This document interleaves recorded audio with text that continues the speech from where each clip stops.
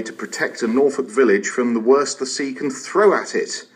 Who can forget the images of Hemsby and the 5 houses that were washed away in the surge tide of December 2013? Well, now a great Yarmouth firm has been contracted to test out a defence made of concrete blocks. And now man Andrew Turner's been to Hemsby Beach to see it. This winter has been a much different one to last year. A year ago, Hemsby was suffering with easterly gales causing severe erosion. In fact, much of the eastern coast of Norfolk lost a lot of sand and shingle from the beaches.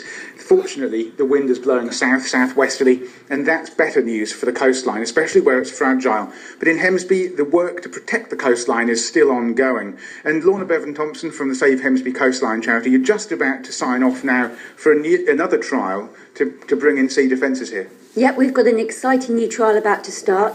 We're utilising the £50,000 grant we've received from Norfolk County Council. We've match funded that money, and we are having to find a bit extra. Government, please give us the VAT back on the products.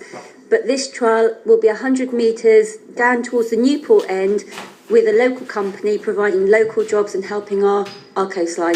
And Ken Gibbs runs that company. Tell me your business and what it is you've actually designed. The actual design of the block is a regular octagonal shape, 8-sided. Each block will weigh around 4.5 tons. The idea being that we trench in a back row and a front row with the blocks. The hole through the centre will hopefully allow the waves to dissipate and leave material behind to help build sand and build the beach, and also to prevent damage to the marams at the rear.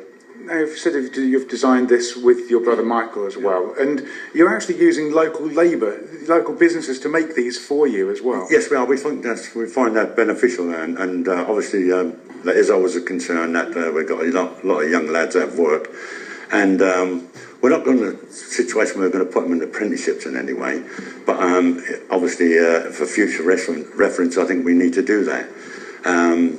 But we've spent a lot of time on the design of these concrete blocks, and I think we've got the right answer to this one.